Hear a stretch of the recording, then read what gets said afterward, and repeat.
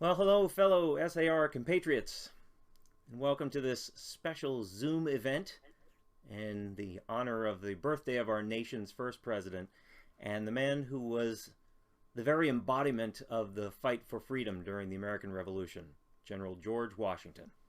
I'm Brian S. Atwood, second vice president of Pennsylvania's Valley Forge Chapter, Sons of the American Revolution.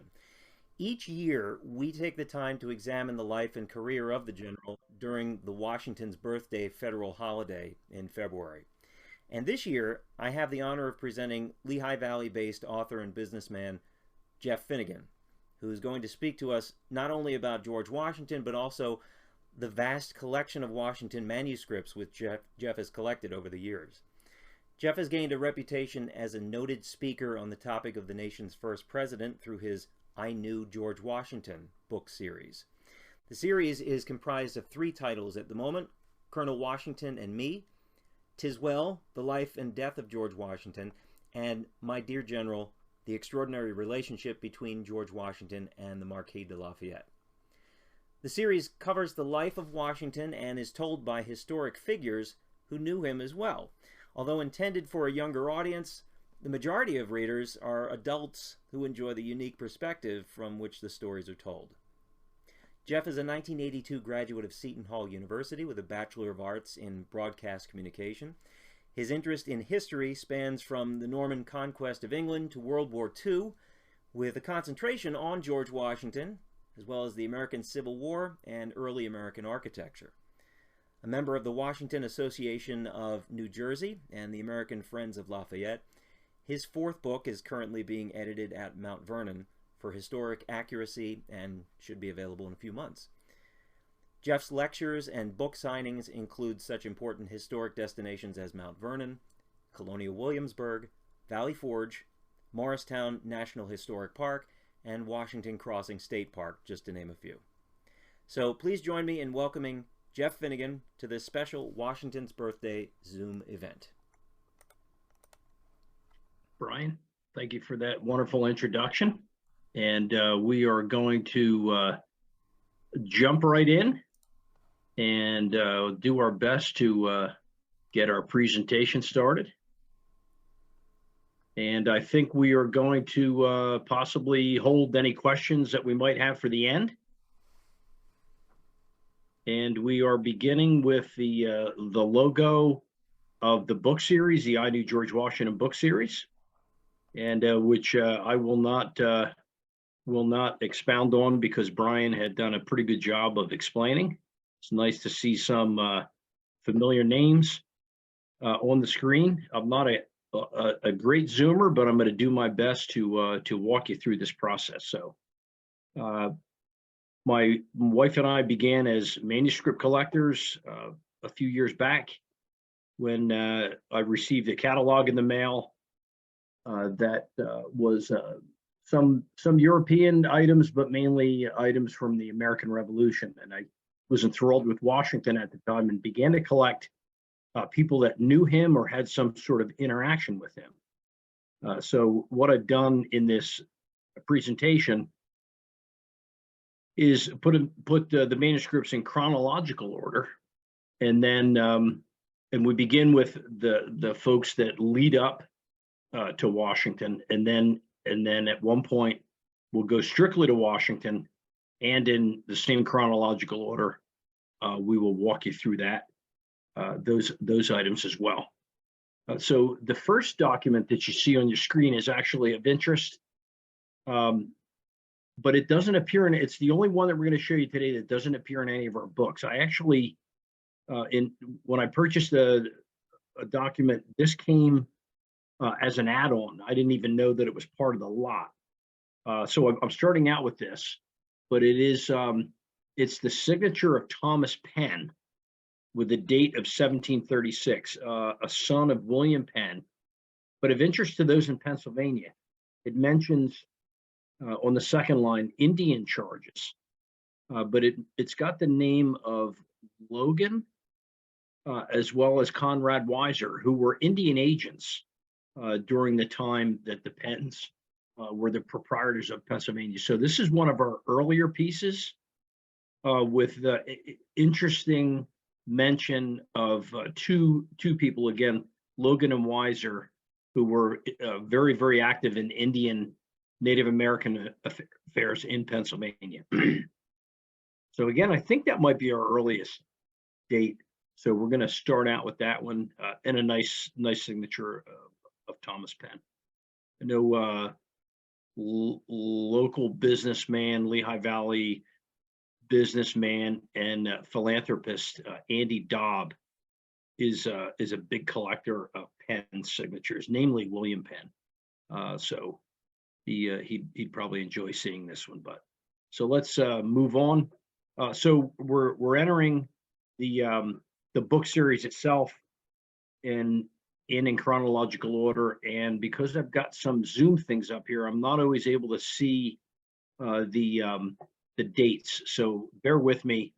But this is a document signed by William Shirley, who was the governor of Massachusetts at the time, and the commander of all British forces in North America, particularly during the French and Indian War. Washington was unhappy about pay issues, as provincial soldiers were only paid half of the amount of the equivalent rank, but to one who was born in the United Kingdom. So if I'm a colonel in Britain, I come here and serve during the French and Indian War, during the American Revolution, I'm paid substantially more than a provincial colonel, of which Washington was. And he was dissatisfied with this fact. So in 1756, he makes his way from Virginia. It's the first time he would make his way up the coast of many trips throughout the course of his lifetime, all the way through his presidency. He traveled all over the country. But in 1756, he makes his way all the way to Massachusetts to speak to Shirley about this issue. And he's welcomed by Shirley in Boston, but no luck on the pay issue. But for those of us who follow Washington and his travels, this is an interesting trip because he is well known at the time, and because he began the French and Indian War in 1754 in Western Pennsylvania. So he makes his way through the likes of Philadelphia, New York, Newport, Rhode Island, the various newspapers that are being printed in those cities print the fact that Colonel Washington from the Virginian Regiment is in our city.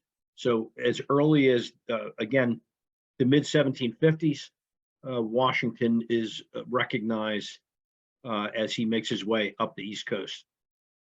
He likely attends the theater in New York City for one of the first times. He may have been at the theater in Williamsburg prior to that, but he meets a woman on the way to Boston who's introduced to him by a fellow Virginian, and he goes out on a date, likely to the theater. And on his return from Boston, he would go out on a date again with the same gal. And the story is that he proposed marriage, but was turned down. So luckily for Martha, that opens a chapter for her. But again, looks like a British pay voucher, and mentions Pitt, the bottom of the letter. General of His Majesty's Land Forces and Paymaster General, etc. So an interesting document showing Shirley as being a dutiful servant of the crown, of which Washington is at the time also. So we'll see what we have next around the corner. An extremely rare and handwritten document, extremely rare handwritten and signed document, 1757, by Christopher Gist. We were extremely fortunate to acquire this document for our fourth book. Gist is not a household name, but if you're familiar with Washington, he is the individual that when George Washington is hired by Governor Dinwiddie of Virginia to make his way to the Forks of the Ohio to tell the French commander that has come down from Montreal, that he is on British soil and he needs to go back. The Washington is received quite nicely by the British officer or the French officer, treats him to dinner, good French wine, etc. But at the like William Shirley at the end of his visit, he essentially, in a nutshell, tells Washington, go back to Williamsburg and tell your boss that if his boss wants this land bad enough, he's got to come and fight it for us, which they do. Gist is George Washington's guide.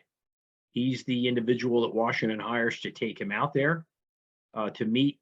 They meet with various Indian tribes along the way. Gist makes the claim that on two separate occasions he saves George Washington's life.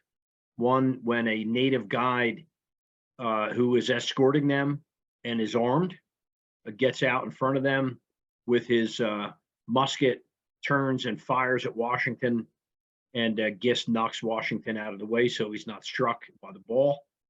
And then a second occasion on that trip, while they are on a raft floating down a particular river, they get into the water and they make their way to an island in the middle of the river, and it is so cold that when they woke up in the morning, the river was completely frozen, and it enabled them to walk across that river.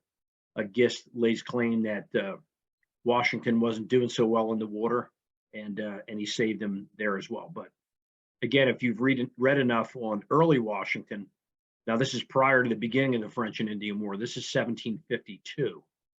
So Gist is writing this document and signing it 5 years later in 1757. So again, extremely rare. This is the only, I scour manuscript auctions and catalogs constantly. This is the only one that I've ever seen come available. We're very fortunate to get it, and it appears in the fourth book. So we've got two lottery tickets in our collection.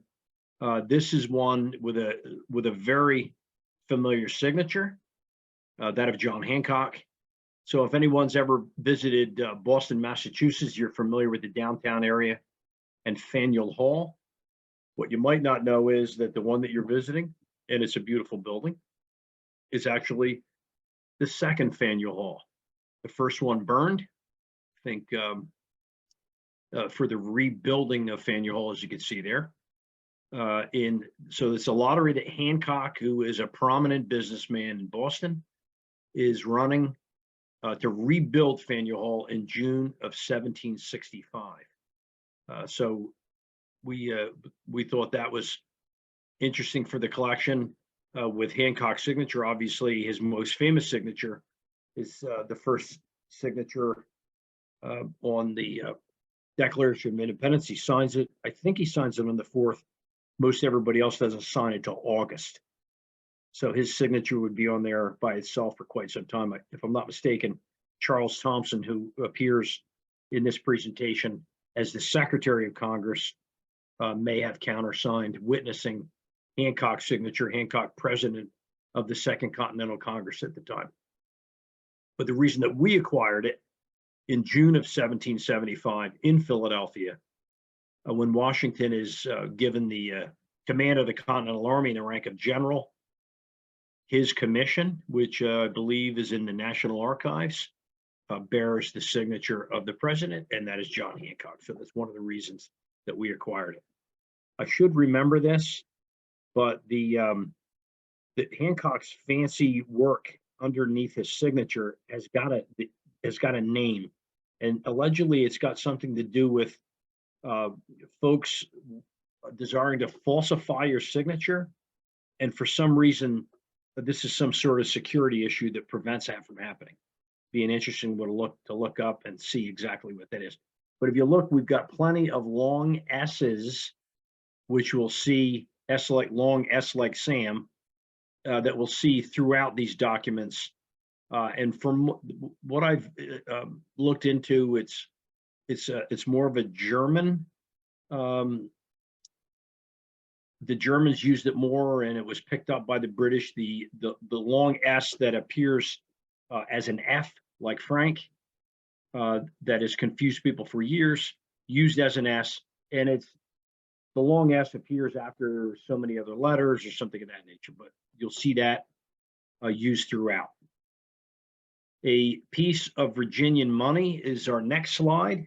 And when we were acquiring signatures of people that knew Washington or had something to do with him, we like this one a lot for a couple of different reasons. It's signed by Peyton Randolph, who was a Speaker of the House of Burgesses at the time that Washington was also in the House. He served 16 years in the House of Burgesses. Peyton Randolph would be the first, I should say, the president of the first Continental Congress, and began the Second Continental Congress until he took ill and died shortly thereafter. It's when Hancock came in. But if we take a look at current money of Virginia, according to an act that the Assembly passed, there's those long S's again. 7th of November, 1769. Washington is a member of that assembly. I thought it was interesting that under the really nice coat of arms of Virginia is to counterfeit is death. And this is, although the act is passed in 1769, this is printed right on Duke of Gloucester Street. Rind is the last name. The house is still there in 1770. Also signing, I should say, is John Blair Jr. Lived on Duke of Gloucester Street in Williamsburg. Home is still there. One of the original properties, going more towards Merchant Square, if you're familiar with Duke of Gloucester Street. Blair is also a signer of the Constitution, so he'd be around for a little bit too. Not a household name either. The signature, handwritten document and signature of John Lamb. Lamb was a artillery commander during the American Revolution, served in the Continental Army. He was from New York City, and he would be the officer on duty the day that the first shots were fired at Yorktown. So he serves throughout the entire war. He's gravely injured at the attack on Quebec early on in the war, in the same battle that Montgomery is killed. But Lamb makes it through, commands throughout the war, and again, he's at Yorktown, officer on duty the first day, and is there for the surrender. As a longtime reenactor, which I don't seem to find much time for anymore, I was actually in John Lamb's artillery. So we wear the same uniforms that they wore, and a reproduction 3-pound gun that Lamb would have been extremely familiar with. Then this is written, as you can see, from New York. 1771 and 1771, everybody's still very British. So David Hackett Fisher, who wrote the book, Paul Revere's Ride, makes the point that Revere would not have been yelling the British are coming because everyone was British. Pretty fair point, I would say. So we've got the handwritten documents and signatures of two very prominent 18th century artists during the colonial period. This is handwritten, as you can see, in Boston, 1773, received the Honorable John Winthrop, Esquire, 10 guineas in full for his lady's portrait, signed by John Singleton Copley. So this painting actually hangs at the Metropolitan Museum in New York. We're fortunate to own this handwritten and signed copy, receipt from Copley. Copley would have been painting when Washington was in Boston his first time around. He just started out. Copley paints the likes of British officers, American patriots. He paints Revere. He paints Sam Adams. He paints John Adams. Just an absolutely incredible list of people that would become much more prominent over the next couple of years. But the painting actually hangs, as I mentioned, at the Metropolitan Museum in New York. And I can tell you that various curators there, in particular the one that I spoke to, has absolutely no sense of humor. I did offer a even up swap, the receipt in exchange for the painting. And that didn't go over very well, but everybody has a different outlook on the world. Very colorful piece of New Jersey money that we included in our book on Washington as seen through the eyes of the Marquis de Lafayette. Any of our AFL people out there, in particular, John Bessica, is cheering right now when we bring up the Marquis' name. If you're not familiar, the AFL, the American Friends of Lafayette, an absolutely incredible organization. Look them up on the internet, always welcoming new members. And the 200th anniversary coming up in 2024 of Lafayette's magnificent, triumphant return, his fourth trip and last to North America in 1824 with his son and secretary who kept notes of their trip. And just a magnificent 14-month, check me if I'm wrong, John, 14-month tour of North America where he was celebrated for all of his accomplishments during the American Revolution and his longtime association with George Washington. That said, this incredible piece, colorful piece of New Jersey money is very interesting. I did a presentation at talking about incredible, a church in Philadelphia, Gloria Dei, also known as Old Swedes. This past week, I was down there. Great people. The church opened in 1700. They make the claim that they're the only building that can make a definitive claim that William Penn was literally in that building. But I made the point at the presentation there last week. The date on this piece of money is March 25th, 1776. We've been fighting the Revolutionary War since April 19th of 1775. So we've been fighting for almost a year, but what are we still printing on our money? New Jersey, colony of New Jersey, passed in the 14th year of the reign of His Majesty King George III. And directly beneath that wording is an absolutely spectacular coat of arms of George III. The lion on the left representing England, the unicorn on the right representing Scotland, wrapped in chains. To this day, the unicorn, the British, the English remind the Scots that they are wrapped in chains. So that's another discussion for itself. But that is an absolutely, I'm sure you would concur that is a beautiful piece and a colorful piece of money. Oops, I think we did the wrong thing there. Hold on, gentlemen. There we are. A Massachusetts document, and in the lower right-hand corner, the signature of Patriot Samuel Adams. It looks like August of 1776. So a pivotal year in American history. If you've read, or if you haven't, you should read David McCullough's 1776. You come to realize that 1776, there was very, very little to celebrate in that year. Only did we find something to celebrate on Christmas night when George Washington crosses the Delaware and defeats the Germans that are in the employ of the British Army at Trenton, New Jersey. Adams was a fierce patriot. At the top, you can see province of Massachusetts Bay. Adams would do a crash and burn like a lot of other patriots before it was all over for him. He is likely one of the individuals in Congress that did his best to see that George Washington was replaced as the commander-in-chief of the Continental Army, was known as the Conway Cabal. Washington finds out about it at Valley Forge, at his headquarters there, when his good friend and battlefield surgeon from the French and Indian War, Dr. James Craik, who narrates our second story on Washington, 'Tis Well, the Life and Death of George Washington. He's at his bedside when Washington dies. But he bursts into Washington's office, and as a fellow Virginian, well, he's actually from Scotland, but he's living in Virginia, Maryland, and Virginia, tells Washington, you're about to be overthrown by your own men in uniform and men in Congress. So suffice to say that politically not much has changed. Adams feeling that Washington wasn't up for the job. Nevertheless, Washington endures and Sam Adams does not.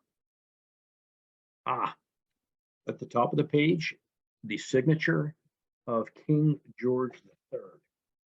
And I'm looking for the date, and I'm not too sure that I can't see it. Maybe you can. This is actually signed. Oh, there it is, all the way at the bottom of the text. The 22nd day of February, 1776. An important birthday in an important year. How ironic is that? It's a pay voucher for a paymaster paying for the victualling of troops in some of the West Indian islands. Victuals being food, and so it's signed by Lord North all the way in the bottom right-hand corner of the page, who's the prime minister, known as the prime minister that loses the Revolutionary War. And at the top of the page, George R. Rex, R standing for Rex, Rex meaning king in Latin. So if you see GR with 3 Roman numerals, that's George III. And so North, the PM, who lost the colonies, and George III, king, who lost the colonies. And Washington would be a proud British subject when George III is coronated in the year 1760. From that point until Washington's commission in 1775, he still considers himself a British subject. Continuing on with the second of our artists is a handwritten, and it looks like money being so many pounds for planking for something being built in the state of Pennsylvania, and it's signed by the artist Charles Wilson Peale.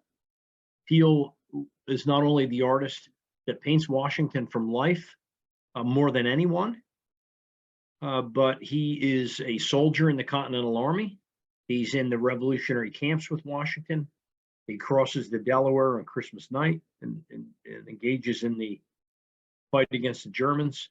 And if we go all the way back to 1772, he is the first individual to paint Washington from life. He's hired by Martha in 1772. Her husband is a famous retired colonel from the French and Indian War, and she'd like to have his portrait painted. And Peale, who is more synonymous with the city of Philadelphia later in his life, where his sons would also become great artists. But he's originally from Chestertown, Maryland, and Martha has heard about this young man in Maryland who is a pretty good artist, and might he make a trip to Mount Vernon in Virginia and paint the colonel's portrait. So we're extremely happy to have Peale, who again paints Washington, full-length paintings of Washington at the battle, on the battlefields at Trenton, Princeton, etc. The last full-length portrait of Peale's that went for was sold went for, and this might be about 8 or 10 years ago, around 27 million. So Peale would be ecstatic to be there.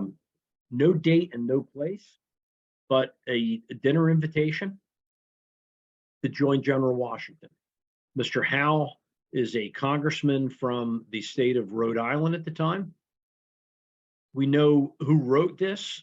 His handwriting has been identified. Samuel Shaw is a late war aide to George Washington.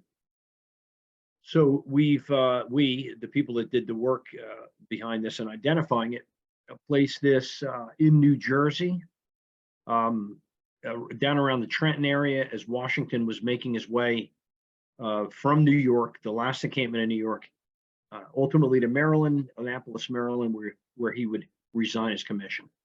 If you'll visit Winterthur or Mount Vernon in Virginia, you will see on display a set of china that Washington used at Mount Vernon, which has the insignia of the Society of the Cincinnati. So maybe some of you folks, SAR members that have logged in, are familiar with the Society of Cincinnati. Maybe you're fortunate to be a member. Your ancestor had to have been an officer in the Continental Army, and the dishes, the service, dinner service has the insignia of Liberty, is it Liberty? Fame with the Society Eagle. Those that dinner service came here from China, and it was Samuel Shaw's ship several years after the end of the war that actually brought that China here to Washington. There were two sets. Light Horse Harry Lee had ordered one for himself, but he was in financial straits when the dinner service actually arrived. So it was one for him, one for Washington. Washington ended up buying both. So we can definitively say that any original pieces would have all been at Mount Vernon, but they came in on Shaw's trading vessel from China. And again, this is Samuel Shaw's handwriting, working for General Washington at the close of the Revolution and inviting a congressman to come and have dinner with him. So what an honor, as Washington is about ready to resign his commission, to be invited. Hal must have been in the area. I'm not 100% sure. Well, no, Congress would have been in Annapolis in December that year. So Hal must have been passing through, and they knew he was there, and he was invited to join them. So we're starting to get a little bit closer to Washington. We've got a document from our collection, which is the inspiration for our book from Lafayette's perspective. Lafayette tells us life with Washington. As we mentioned earlier, this is a letter. This is the address leaf from a letter that Lafayette wrote to Washington in August of 1784. It is shortly after Washington finds out that the war is definitively over, peace treaty signed in Paris, ratified by Congress, etc. So in the 18th century, it's rare that we use an envelope. So when we write a letter, we fold the various portions of the letter together. You can see the folds on this page, and we fold the left side in, the right side in, then top in and bottom in, and then we seal it with wax. You can see at the top of the page and towards the bottom of the page some of the remnants of the Marquis de Lafayette's red sealing wax. If someone tries to sell you an 18th century letter and it doesn't have a big whopping hole in it, don't buy it. It's a fake. When you open a letter that's been sealed with wax, it's going to rip the paper. So towards the bottom, you can see where the paper was ripped, and the majority of the wax seals more at the top. But if you like historic figures, in one view shed, you have two giants in history writing each other's names. So in the middle, Lafayette writes His Excellency, General Washington, Mount Vernon, Virginia. For some reason, he underlines Virginia. As Washington did throughout his entire life, when he receives a letter from someone, he dockets it. So on the right-hand side of the page, he would take that letter, he would spin it, and he writes, from the Marquis de Lafayette, August of 1784. So this is the address leaf of a letter that I think we're going to be showing you at some point later in this presentation. But again, if you like manuscripts, this address leaf has Lafayette's handwriting, Washington's handwriting, and a remnant of Lafayette's sealing wax written from the city of Philadelphia, letting Washington know that he's back here in the U.S. and he's en route to see him. The promise that he made to Washington at Yorktown in October of 1781, he told Washington that he had a wife and small children that he needed to get back to in France. But when the war is definitively over and you have won, I will return to see you. And this is that trip. Really interesting relationship between the two men. This is that letter. I didn't realize we had them in close proximity. So at the top, it's a little faint, but at the top, Philadelphia, I think again, I'm a little cut off here. It might say Tuesday evening. He had landed in New York and sent Washington a letter from New York that he was here and he was on his way to Mount Vernon to see him, that it might take a little bit. Washington kept pretty meticulous records. That letter does not appear in Washington's catalog of letters that he received, but we know that this one did. And when he gets to Philadelphia, his second stop on the way, he informs him that he's closer. In this letter, and he begins the letter with "My dear General." He refers to him as "My dear General" about 5 or 6 times in the letter, and thus not only the inspiration for the Lafayette book, but the inspiration for the title as well. We talked about Charles Thompson earlier. Somewhat of a mundane letter. Congress had moved to New York.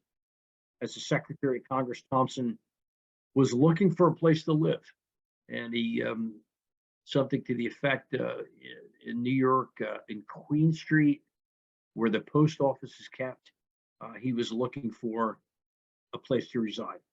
We thought it was a nice document, very nice signature of Thompson's, dated 1785. Thompson is not only the counter signature on the Declaration of Independence, Hancock, but in April of 1789, George Washington hears carriage wheels pull up in front of Mount Vernon, and he sees Thompson getting out of the carriage. And based on information that was given to Washington in advance by Benjamin Lincoln, who Lincoln is known for accepting, as a general, accepting the surrender sword at Yorktown. Washington would not receive it because it wasn't coming from Cornwallis. He would only accept the sword from Cornwallis. I saw an image today for Washington's birthday, and it shows Washington on horseback accepting the sword from, I'm not sure what his rank was, but his a bridge soldier, last name was O'Hara, who stepped in for Cornwallis to present the surrender sword. This image was on Instagram, very nice image of Washington receiving that sword, which is historically inaccurate. Lincoln was presented with the sword, but pointed to Lincoln, and Lincoln accepted the surrender sword. Washington felt that it was inferior for him to accept it from someone other than Cornwallis. Nevertheless, Benjamin Lincoln writes Washington a letter and tells him that, from what I understand, the individual who has been elected to be the first president of the United States will be visited by the Secretary of Congress, who at the time is Thompson. Washington knows him very well. They've gotten along for a long, long time. Very nice relationship. Washington had sent vibes out through various means of communication that the electors should not embarrass themselves and elect him because he would decline the presidency. He already gave his 8 years, long enough time in the service of the country. Please do not elect me because I will not accept it, and you'll be embarrassed. You'll have to go back to the drawing board and do it all over again. Thompson enters Mount Vernon. He's welcomed by Washington. Thompson reads a flowery 18th century letter from the president pro tem of the Senate, that the people that have been freed from tyranny and enlightened by George Washington have elected you as the president of the United States for the first time, et cetera, et cetera. The man who swore he would not take the office walks over to a little piece of furniture and extracts an acceptance speech that he had written in advance. Thompson is charged by Congress to await on Washington for as long as he needed. The original inauguration date of March 4th was not a reality because there was not a quorum in New York, our first federal capital. So Washington is inaugurated at the end of April, April 30th, if I'm not mistaken. Thompson would spend a day or two at Mount Vernon for Washington to gather his belongings, get himself together, and make his way to New York for that inauguration. Martha and the 2 grandchildren that the Washingtons had adopted that were then living with them would leave about a month later. Martha was not there for the inauguration. She and the children would arrive there shortly thereafter, just about a month or so. So Thompson, again, an incredible witness to history, and all the way to informing Washington of his election. So we talked about our second book, told from the perspective of Dr. Craik. We do some research on Craik and find that he is standing at Washington's bedside He's one of the last people that Washington speaks to, and he's in the room when Washington dies. Pardon me. December of 1799, December 14th. Did a little research, find that Washington's first battlefield surgeon in the Fort Necessity campaign in 1754 in Western Pennsylvania. Assigned to him is a young Scotsman, arrived here in Virginia just a few years prior, educated by the British military in battlefield surgery, and it is James Craik. The two men forge a relationship on the bloody battlefields of the French and Indian War, at least for Washington's 4-year involvement. Keep in mind, it's our first recorded world war. We fight here in this continent, West Indian Islands, the Philippines, Europe, India, all begun by George Washington here in the state of Pennsylvania. Craik is then a battlefield surgeon in the Continental Army for all 8 years of the American Revolution. Moves to Alexandria in their respective retirement, and he would become the physician for the Mount Vernon property. It's about 2 hours away by horse. My son lives in Alexandria and will take a ride down to Mount Vernon by car. It's about 12 minutes. Then it was 2 hours. But if there was someone ill on the Mount Vernon estate, it took someone from Mount Vernon 2 hours to get to Alexandria to tell Dr. Craik that it was needed, and then it would take him 2 hours to get there. So round trip, if somebody needed urgent care from Craik, it was a minimum of 4 hours before he would get there. In 1786, Craik would present this 4-page bill. This is the first page of medical services rendered from 1786 all the way to 1788. And it is replete with references to not only the Washington family. You can see on this page, in the middle of the page, Nellie Custis, Miss Nellie Custis. She's the individual that tells our fourth story. That's George Washington's adopted granddaughter. Her brother's mentioned in there, George Washington Parke Custis. Martha is mentioned in this, but I find most fascinating because my first book is seen through the eyes of Washington's enslaved valet, Billy Lee. Billy breaks his legs on 2 separate occasions and can no longer serve Washington as valet. The second break is listed on this bill. Dr. Craik makes his way to Mount Vernon specifically for that. But the references to the enslaved community are pretty incredible as well. So really neat document. It had been in an auction and did not sell. Fortunate for me, my documents dealer that I'd been dealing with knew I was in the middle of writing a book on Washington from Dr. Craik's perspective. And he was able to contact the individual that had it, and he purchased it for me, and it ended up in the collection. So pretty incredible list of data listing slaves by name, as well as all the Washington family. This is a receipt from the presidential household, which is currently in the city of Philadelphia at the time. You can see purchase various sundries for the presidential household. So yeah, this is one of maybe 20 or 30 that are in this book that we have.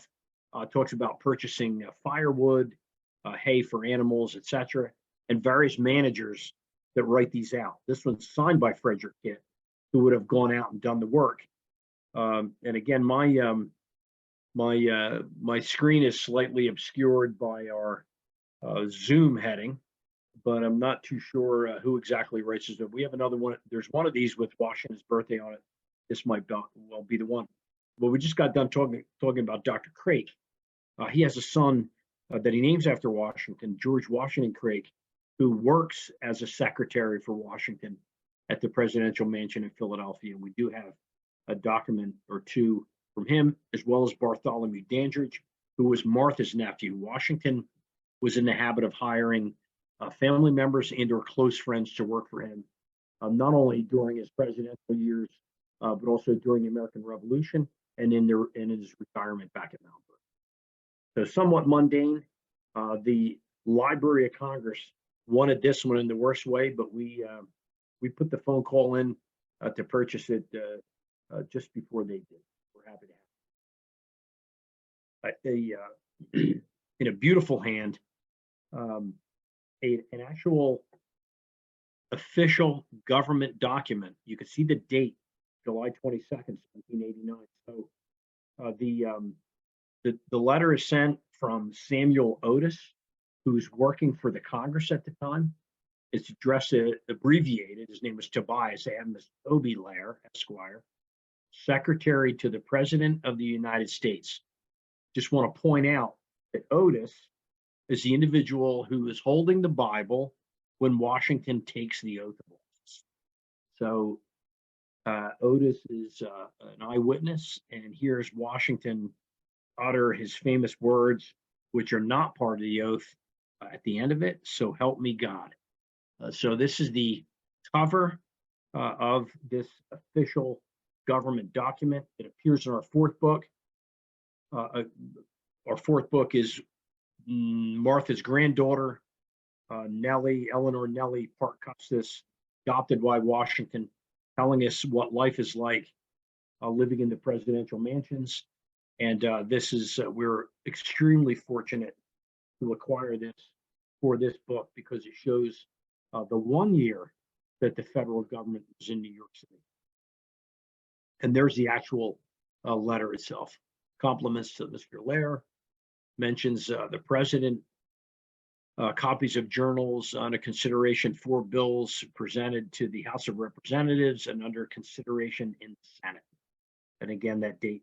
But isn't that handwriting spectacular? So again, very fortunate to be in possession of an actual piece of government work from the first year of the federal government. So they're up and running in March. Washington's inaugurated at the end of April, and here we are in July, still in New York.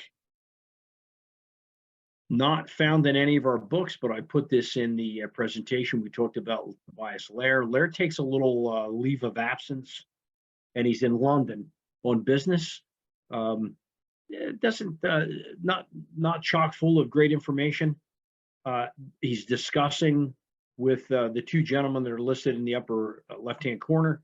They've both been selected to be commissioners to develop the new and up-and-coming city of Washington, and Lair is communicating with them. He's doing some business with them, but he in the letter he tells them that trade with the Levant, which is the Middle East, is going to be difficult as long as the Barbary pirates are continuing what they do and did best.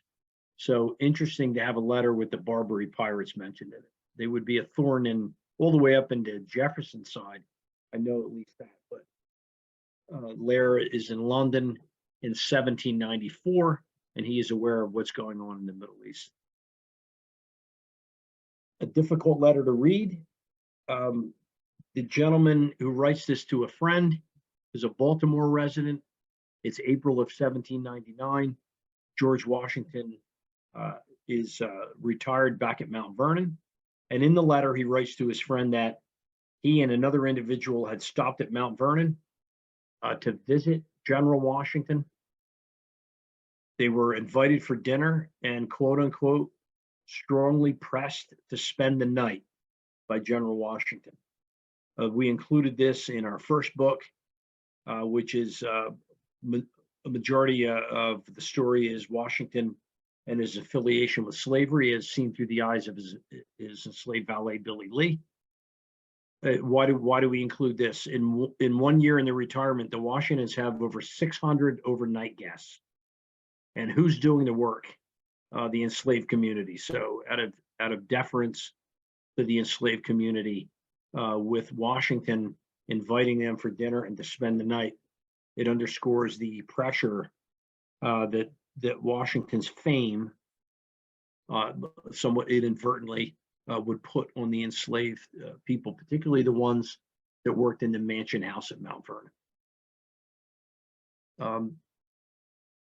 We acquired this for the fourth book. So in October of 1781, when Cornwallis is about to surrender at Mount Vernon against the wish, pardon me, of his mother and his wife, his mother being Martha Washington and his wife Eleanor Calvert Custis, Jackie Custis, Martha's only surviving child, goes to Yorktown to see the surrender of Cornwallis and the British Army. He wants to be there for a slice of history. While there, he ends up with a quote unquote camp fever. Shortly after Cornwallis' surrender, he dies, leaving a widow and 4 small children that are Martha's grandchildren. Martha would make a pitch to her daughter-in-law, who seemed to have not responded both physically and possibly emotionally after the births of the 3rd and 4th child, that George and Martha Washington would raise those 2 younger children who have largely grown up at Mount Vernon, and the daughter-in-law would keep the other 2, and they would see each other on a frequent basis, which they would. This is the boy that George and Martha adopted, along with the girl Nellie, who tells our 4th story. So this is Nellie's brother, George Washington Parke Custis. We're into the 19th century. It's 1827. He has, as an adult, moved to a property that his father left him in his will. It's on a hillside on the other side of the Potomac, overlooking the new federal city, at which point, in 1827, there were two pretty much prominent buildings, the President's Mansion, now possibly known as the White House, and the Capitol. He builds a home that he builds to honor Washington, who he greatly revered, and he names that home Arlington.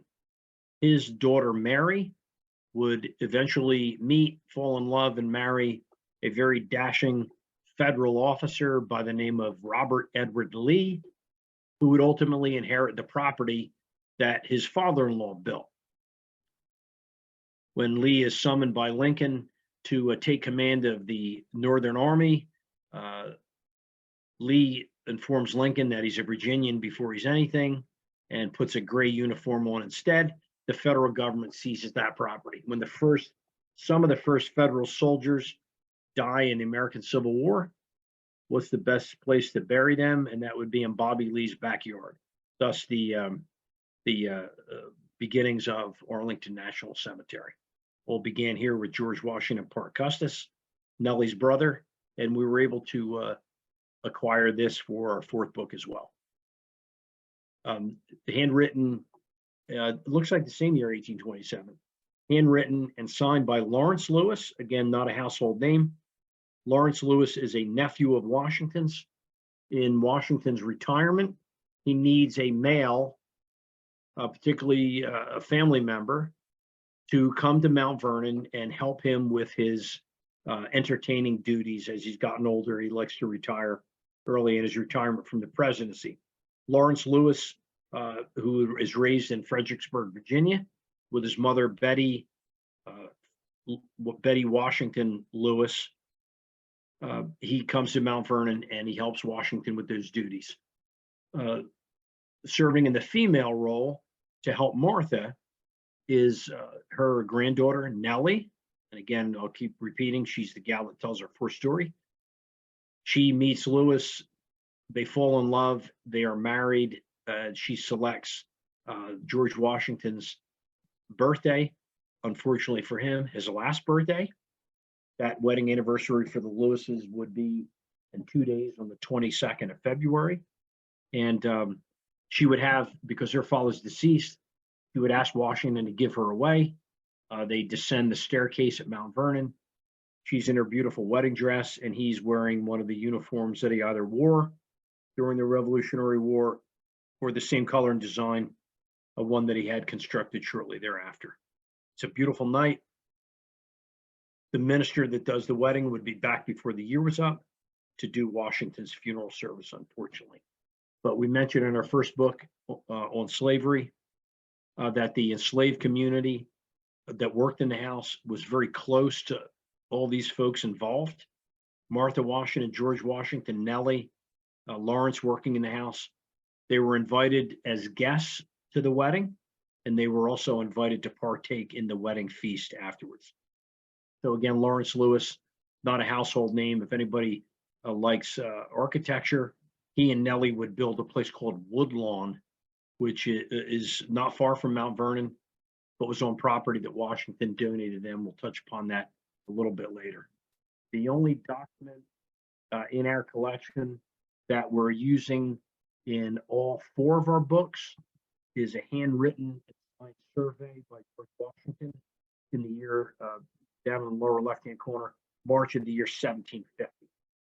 Handwritten by him, signed by him, and take note of that handwriting. You'll see how that changes over a period of time. And then he goes on the other side of the page and he draws a plot, including the Catapin River, which runs through that property. Washington's ability to survey and his introduction to the western counties of Virginia would be the stepping stone that would lead to who he would become. It would give him the ability to go to the governor in Williamsburg and say, 1772, I'm the guy to tell the French commander to hit the road. Introduction to the military leads to introduction to the House of Burgesses in Virginia for 16 years.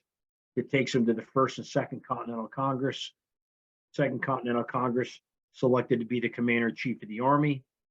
The natural attraction to pull Washington back out of retirement by his colleagues for the Constitutional Convention in 1787, and ultimately in 1789, elected to be the first president. All begins with his ability to survey with Thomas Lord Fairfax. Began when he was about 16 years old. Back to our lottery tickets. Washington runs a lottery, actually never came to fruition, but he did sell the tickets. This has a date of 1768 on. We include this in the first book. 1768 is the year that Billy Lee, his enslaved valet, and his brother Frank are purchased by George Washington and come to Mount Vernon to work, which begins quite an incredible relationship between the two men. Washington's relationship with Billy Lee is often thought to be the inspiration for Washington and the changing of his attitude on the holding of other human beings, and ultimately his desire to free all of his slaves at the time of his death, which he does mention in his will. Billy Lee's the only slave mentioned by name in Washington's will. He's the only slave to be given immediate freedom in that will also. So an interesting person to tell that story. One of several handwritten letters that you'll see that we've got in our collection, written at Mount Vernon in 1770. You can see how his handwriting has changed a little bit.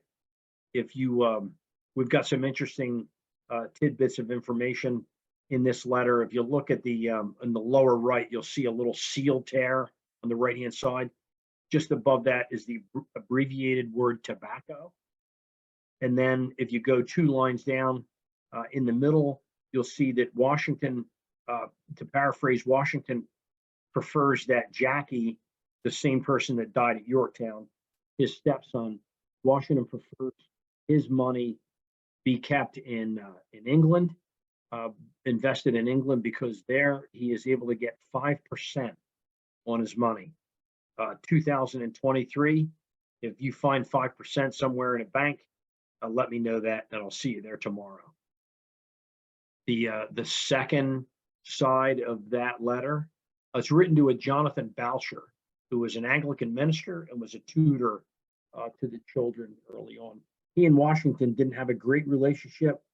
They split after or during the Revolution, but then they kind of made up a little bit after the war. So, and a real nice signature of Washington's, I am Reverend Sir, your most humble and obedient servant. Washington would sign his name. If you take a look at the G, he'll always have a GO, and then the hyphen that goes from the G that connects to W, he would always have a dot on the bottom of it, and the dot on the top of it. Jefferson would sign very similar fashion. Jefferson would sign TH Jefferson, and between the H and the J, he would do the two little dots over the hyphen also. A one-page letter written in 1772 with a superimposed that address leaf that we talked about earlier. So it's to a Mr. Tillman, not of great consequence. The letter, he had a horse. Tillman visited Mount Vernon. He had a horse that was having some health problems. Washington writes, your horse having apparently gotten over his founder. Horse eats too much and has problems with his hooves. I sent him to you by the bearer. In this case, the bearer is most likely Billy Lee. So pretty good, safe assumption that Lee carried this letter on himself while delivering the horse back to Alexandria. Billy would go twice a week at least to the post office where Washington received his mail, and Washington trusted him to make that trip back and forth and didn't have to worry about him attempting to run away. So kind of interesting to think that Billy had this letter tucked away as he made his way from Mount Vernon on that 2-hour trip, riding on Mr. Tillman's horse to get it back to him. So Washington had lent Tillman one of his horses to go home. We found that in diary entries. So Billy would have taken one of Washington's horses back. Washington was known as the finest horseman of his age. Billy, who was Washington's huntsman prior to the war, they'd go on fox hunts. So Billy runs the hunt. So to keep up with Washington, if Washington is the finest horseman of his age, that would pretty much make Billy the second finest horseman of his age. And many officers and men would write letters home during the American Revolution, talk about Washington storming onto the battlefield and how Billy Lee kept right up with him. So, if I serve in the American Revolution, this is my discharge. So Washington is an aristocrat. What do we refer to him as? His Excellency, pre-printed at the top. Signed in June of 1783 by General Washington. Nice signature right there in the middle, all the way at the bottom of the page. Pre-printed on all of these documents was the above has been honored with the badge of merit for 6 years faithful service. So Washington, at the end of the war, said, you know what, I'm going to come up with an honor. If you serve for 6 years or more, you're going to be given the badge of merit. So you wouldn't walk around the camp showing the folks that you bunked with or that were in your unit the fact that you had been a recipient of the badge of merit. So what did you do? You took a piece of purple cloth and you cut a little heart out of that cloth and you sewed it to the lapel of your uniform, denoting that you were honorably discharged and that you were given the badge of merit. That decoration would ultimately morph into another military decoration. And if you get a look at the Purple Heart, if anybody out there is a recipient, we appreciate your service to our country. But if you look, who's the silhouette on the heart? And that is George Washington, because it was his idea to honor men for their service. In this case, not particularly for battle wounded, but for their 6 years in the Continental Army. The pre-printed back of the discharge, the same document. Interesting to note, as you can see, it's essentially in a nutshell says, unless there's a peace treaty signed, you're on furlough. If it's not signed, you're coming back. So it's about as polite as Washington could be. But luckily for everyone involved, they were not on furlough. They became permanently discharged from the Army. And the story goes on that Britain recognizes our independence and then an independent nation. George Washington was embroiled in a legal battle with one of the Mercers in Virginia, and this would have just been a piece of paper that wrapped around documents that he kept while he a very frustrating event in his life was getting involved with this. It wasn't anything negative that he did, but as a man of his stature, you would be selected to kind of sit in on cases and weigh almost like a judge, one way or the other. But again, not of great consequence, but certainly George Washington's handwriting. If you're a member of the Society of Cincinnati, this is your diploma, signed by Washington. Kind of in the middle, you can see the word president with a long S. It's on parchment, it's on animal skin. So the hand signature didn't really soak in like it would with paper. But you can see Washington's faint signature. And over to the left, just above Britannia's head, Britannia, the female personification of Great Britain, is the signature of Henry Knox, who was the artillery commander throughout the American Revolution. George Washington in retirement, 1797, he's collecting rent for land that he owes in Berkeley, Frederick, and Fauquier counties in Virginia, written from Mount Vernon in his hand with a nice signature. Getting towards the end, the address leaf of the last letter that George Washington writes before his death that's still owned in a private collection. So in Washington's hand, Lord Fairfax, Mount Eagle, which is the property that his old friend that he grew up with, Brian Fairfax, who grew up in Belvoir, is still living here in the United States. And he is now 8th Lord Fairfax. And the black wax.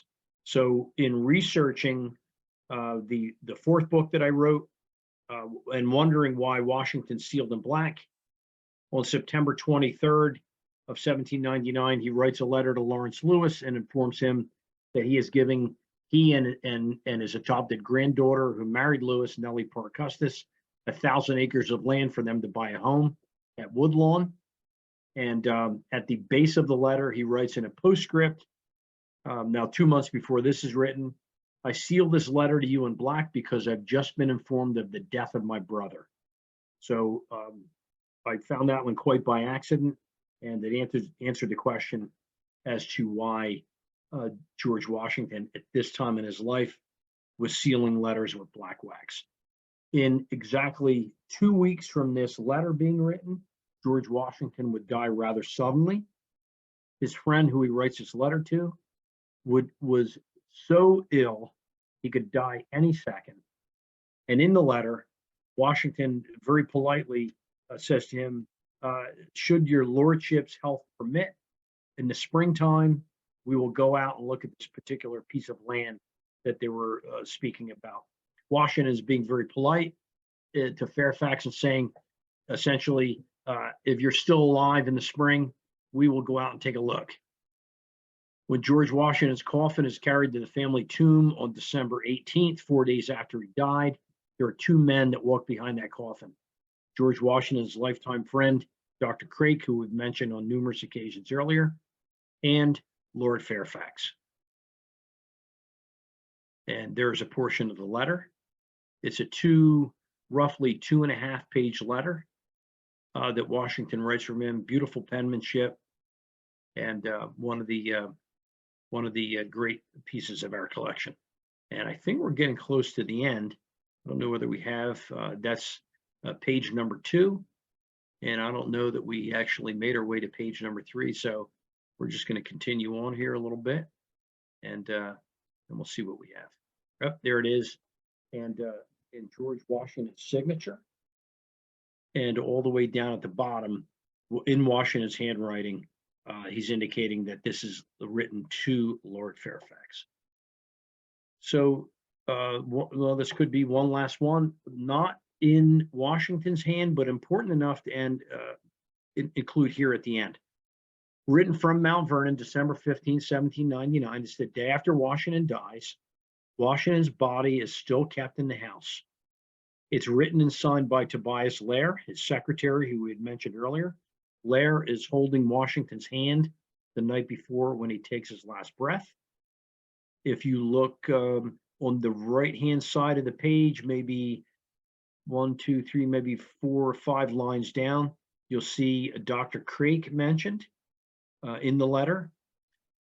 This is one of 12 letters that Lair wrote on the 15th of December, informing the world that George Washington was no more. He got sick and died in a very short period of time, 24 to 48 hours.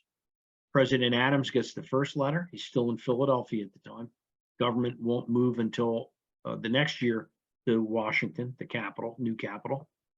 Alexander Hamilton gets one of these 12 letters. Out of the 12, only 4 of these are known to exist, and we are very fortunate to have one of these in our collection.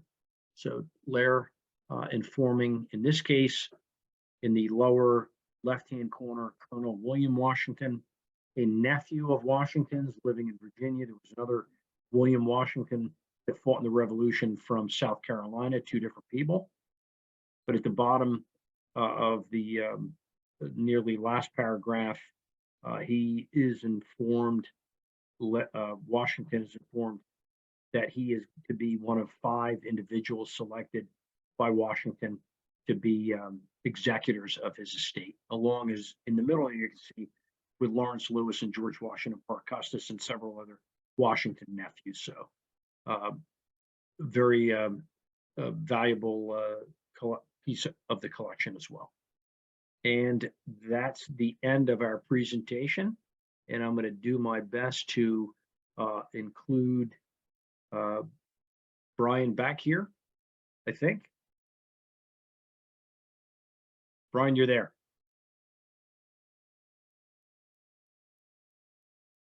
I am indeed. Thank you so much, Jeff. I can't even begin to tell you how incredible that was to watch, and your gift to tell the stories is just wonderful. Thank you so much. I'm thrilled to do it, especially for you patriots. Well, thank you. That's very kind of you. I would like to offer the opportunity to our members. I'm going to actually take it off of a mode here, just showcasing the 2 of us. And I'm going to bring everybody onto the screen here. So if for those of you who are watching perhaps off camera, if you'd like to come on camera, feel free. And moreover, I'd also like to invite anyone who might happen to have a question to let us know what you'd like to ask. We do have Jeff, do you have a little bit of time to take a few questions? Yeah, I have all the time you need. Okay. So if we can start off, I have one question I'd like to ask that I suspect everybody's probably thinking at this point. You have this incredible collection. Where, without divulging precisely, do you keep such a collection? How do you keep it? Well,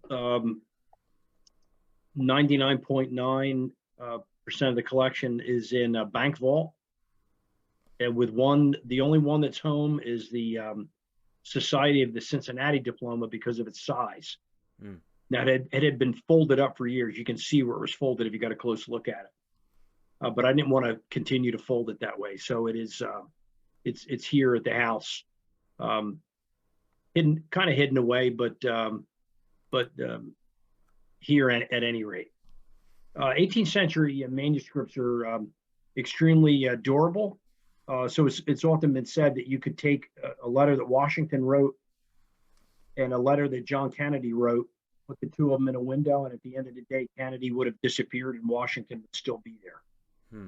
So based on the components that they used in ink, I wouldn't dare try that, but nevertheless, so everything's kind of packed away. So depending on what I do and where I do it, I'll occasionally bring a piece or 2 along, or if somebody's coming here to the house and wants to see a rapid show. But because of the security, and B, the temperatures are pretty steady in bank vaults. Thank you. That makes a lot of sense to me. Would anyone else like to ask Jeff a question about his collection or about anything that he spoke about this evening? Feel free to unmute.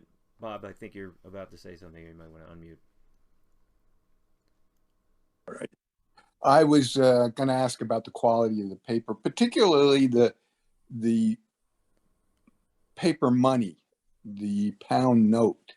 Is that a different quality paper than the other documents, or is it similar, the same? They appear to be the same paper, but the money's in a lot of cases isn't in as good condition because it's a piece of paper that changes hands frequently. Whereas if I write you a letter, there aren't going to be 100 other people that are going to handle that letter. Yeah. Right. Right. So, right. So a lot of the money, now that New Jersey piece that we have, that we showed you with all that color in it, that thing's like brand new. Yeah. So that might have been a piece Wow. that ended up in a drawer somewhere, or somebody forgot about it. And these things do, they do come up. I got an email from an outfit that sells documents, and what's referred to as an unpublished letter. In other words, the papers of George Washington at the Alderman Library, University of Virginia in Charlottesville, is essentially the Washington Library, let's say. So they have 100 volumes of his letters that have been cataloged. A letter came up that was just found. It's unpublished, meaning they haven't cataloged it yet. Yeah. Wow. A couple of mine were unpublished, and I haven't bought quite as much recently, but when I did, I'd let them know that I had it, and we'd correspond back and forth, and they would. Then it's in supplement. Some of them are in supplementals that they'll do. But if you compare how often a letter is handled as opposed to a piece of money, the letter's probably always going to be in a little bit better shape. Okay. I hope that answers your. Yeah, no, that answers it, Jeff. And I've been fortunate to attend. You attend our meetings over the. I'm a longtime member, 30 years, and you're getting better with age, Jeff. And thank you, and tremendous. This was awesome. This was awesome. I'll take it. Yeah, it was terrific. Jeff, we have two questions that are coming in by way of the chat. Yeah. The first one is wondering if we've asked about your SAR eligibility. So you and I have talked about that privately, but I didn't. Yeah, so that's one of my favorite little stories. Which I spoke to. I hope I'm pronouncing it properly. We met out in Reading on Saturday. Heister. DAR. I'm sorry. I'm sorry. SAR. Heister, the Governor Heister. Yeah, the Governor Heister chapter, Jeff. Yeah. I spoke to them on Saturday, and I started out with whenever I speak to SAR, start out with this little joke that I came up with, where I'd say, whenever I speak to SAR, I'm always queried as to what my eligibility might be for membership, and for two real quick reasons. The answer is no. My Irish side came here in the 1850s, and I'm half Sicilian. And they came in here. They came here in the first decade or two of the 20th century. And then I follow up with saying, everybody in the room knows, particularly SAR members, know the Revolutionary War lasted for 8 years. But had my Sicilian relatives been involved, the year would only been about a year and a half. So that's your answer, Brian. Okay, fair enough. And there's also a long way around. How difficult is it to determine if a document is authentic? I'm not that great in authentication because I've always purchased from people that had great credentials. 98% of my documents were purchased by the same person who passed away here a couple of years ago, but a man by the name of Joe Rubenfine. Rubenfine was the sweetest individual on the face of the earth, and at the opposite end of the spectrum, he was the most knowledgeable person on manuscripts on the face of the earth. If the White House Historic Society wanted something, if the Library of Congress wanted something, if they wanted something looked at, he was the person to go to. And I thank him in all four of my books because without him, I wouldn't have been able to put this collection together. He would take a valuable document, throw it in the mail to you. If you liked it, you kept it. You sent him 10% down to take it off the market, and you paid him in a year or two. Yeah. Whereas if I bought it at Sotheby's, you're not walking out of the building until you paid him in full.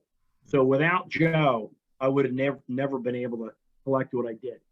Now, back to the original question. He told me a story where Washington had what was referred to as waterpress copy. So in the communication being in those days, because of the infrequency with which you communicate in a lot of cases, you wrote a letter to somebody in Europe, you might get a response in 2 months. Now, if I send somebody a text and they don't get back in 5 seconds, I'm ready to throw the phone across the room. So it's 3 weeks over and it's 3 weeks back on ship. So in a lot of cases, in particular, the waterpress copy, if Washington wrote you a letter, he'd make a copy of it for his file, because 3 months later, you got a response. If you wrote a letter today, you're going to remember what you said in it 3 months ago. Yeah.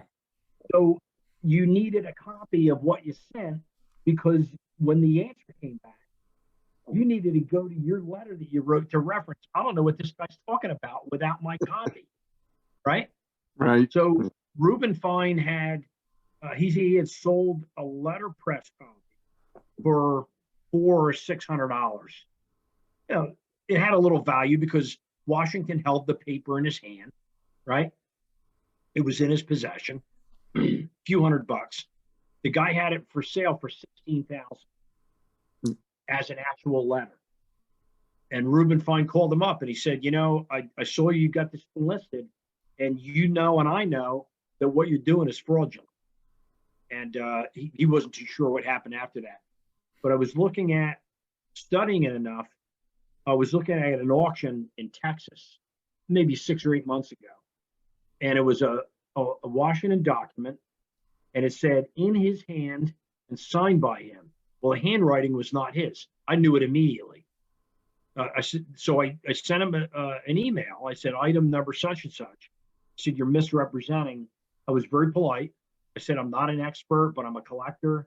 And I said, I'm just going to go out here and say, you've misrepresented, because yes, it is his signature. No, it's not his handwriting. They got back 2 days later and they said, we had an expert look at it. You're 100% correct. We put a banner across the heading because people had already bid on it, assuming that it was his handwriting. And they put a banner across they reached out to the people that bid and alerted them to the fact, hey, we were wrong. It's written by somebody else, but it is his signature. So, you know, I could help out that way.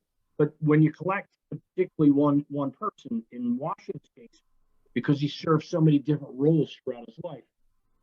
So if you look at a document, of course, it's the condition of the document, but the big question is, who was Washington at the time?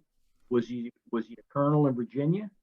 Was he a retired colonel, like our 1770 letter and our 1772 letter? Was he the commander of the Continental Army, like our discharge? Was he the president of the United States at the time? If he didn't write the letter, who wrote the letter? Whose hand was it in? If it was in Trumbull's hand, famous artist, with Washington's signature, the value goes up. If it's in Alexander Hamilton's hand with Washington's signature, the value goes up. Washington did very little writing of his own during the Revolution because he was so busy. They'd have 40 letters a day go out with his signature on. So if it is a letter with written from the commander-in-chief's perspective with his signature on it, and he wrote it during the war, that underscores how important it really was, because essentially he'd give orders or dictate to his secretaries all day. But if it's written by him, it's him saying, hey, you know what, this is important enough, I'm going to bang this one out on my own. Yeah.